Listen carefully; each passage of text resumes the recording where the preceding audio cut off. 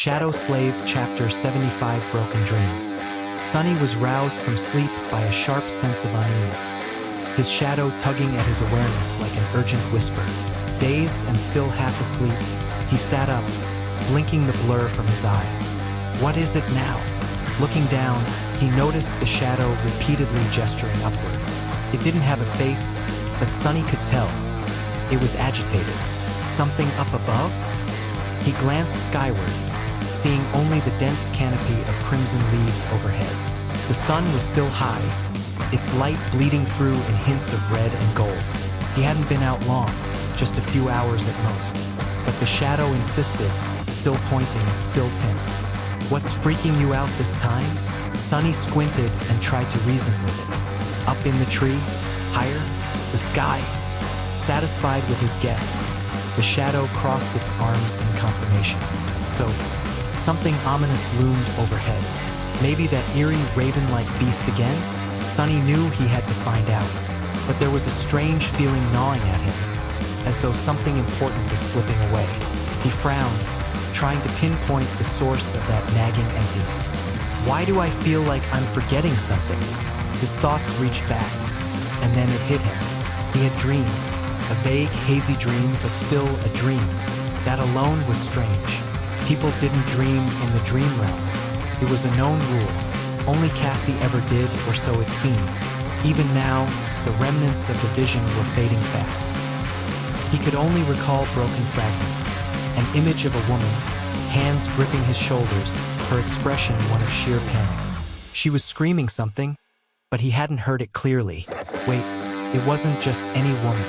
It had been Cassie, and what she had said. Sunny squinted, desperately clinging to the trailing edge of memory. Her voice rang out in his mind, pleading, desperate. You have to remember, Sunny. 5. It's 5. Don't forget. It's 5. Sunny frowned. Weird dream. He glanced at Cassie sleeping peacefully beside Nephi's. It was hard to tell whether that memory was truly a dream or simply a wandering thought before he drifted off. In the dream realm, reality sometimes blurred. Still, I should probably mention it when they wake up. His thoughts were cut short as the shadow began gesturing wildly again. Right? Sky danger. Focus. Almost immediately, Sunny's mind pushed the dream aside, as if it had never existed. He forgot the urgency, the voice, even the number 5. It vanished like mist in sunlight, and because he no longer remembered forgetting, he didn't even realize something was wrong. It wouldn't have been the first time something like this had happened since their arrival at the Ashen Barrow. Standing, Sunny called forth the Midnight Shard, feeling the cool, unyielding grip of its black hilt anchor him to the present. As the blade materialized, a sense of calm steadied his nerves. Across the clearing, Nephi stirred, her eyes locking onto his. Alert, silent. A question passed between them. He shook his head. Not sure yet. Stay with Cassie while I go check. He moved toward the island's edge, toward where the branches thinned and the sky peeked through. He could have sent the shadow to scout, but with an unknown threat, he preferred to keep it close, ready just in case.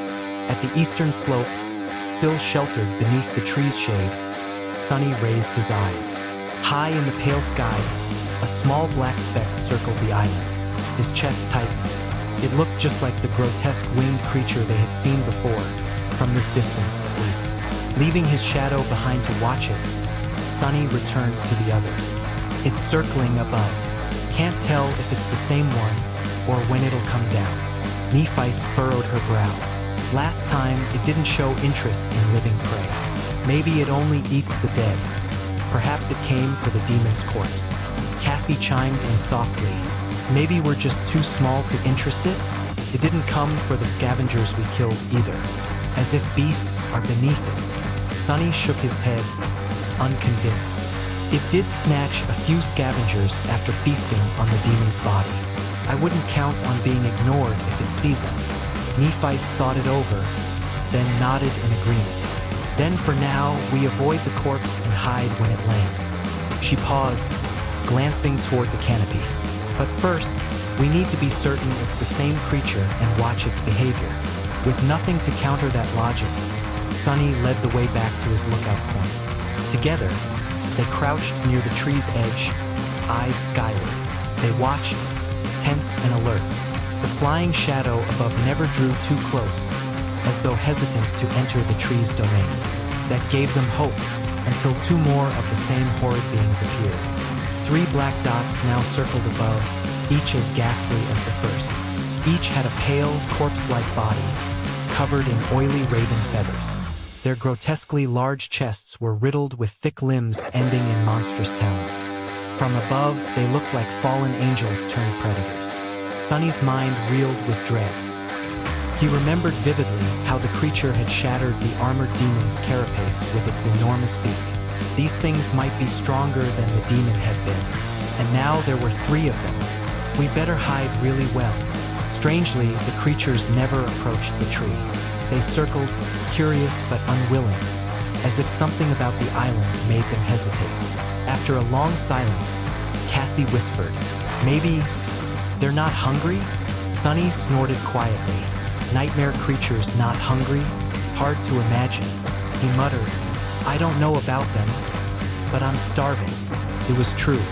None of them had eaten since yesterday. He half expected his grumbling stomach to give away their position. Nephice gave him a sidelong glance. "Want some roast chicken?" Sunny looked at her, horrified. "Don't even joke about that." She smirked and turned away. Wait, that was a joke. Did Nephice just crack a joke? Maybe the danger was getting to all of them. In the end, the disaster they feared never came. As the sun began to dip, the trio of winged terrors eventually gave up and flew off westward, vanishing into the horizon without ever landing. Sunny sat there, drenched in nervous sweat, heart pounding from hours of dread. Cassie, unaware of the visual, still sat tense. He turned to her and said, "They're gone." She let out a breath and slumped with relief. Thank the heavens. That was worse than hiding from one of them at the cliffs. 5 times worse. Sunny flinched. "What did you say?" "I said it was more exhausting than the cliffs." He blinked. Something tugged at the edge of his memory, but it slipped away before he could grasp it. 5? Nothing worth remembering. "Oh, you're right."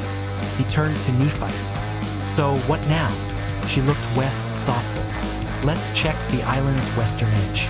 We'll decide the next elevation point from there." Sunny nodded. "No objections." Cassie smiled. "Maybe we'll finally see the castle walls."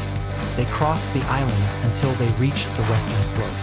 The terrain rose slightly before dropping off, a natural ridge blocking the view beyond. Nephice was the first to climb up. Sunny followed just a step behind, then froze. She had stopped abruptly, her posture rigid and sharp, like someone hit by an unexpected blow. He'd never seen her like that. As he reached the top and looked past her, his eyes narrowed. A shadow passed over his face. His hands clenched, jaw tight. Rage and despair churned inside him. One thought echoed in his mind, looping over and over again. Damn, damn, damn.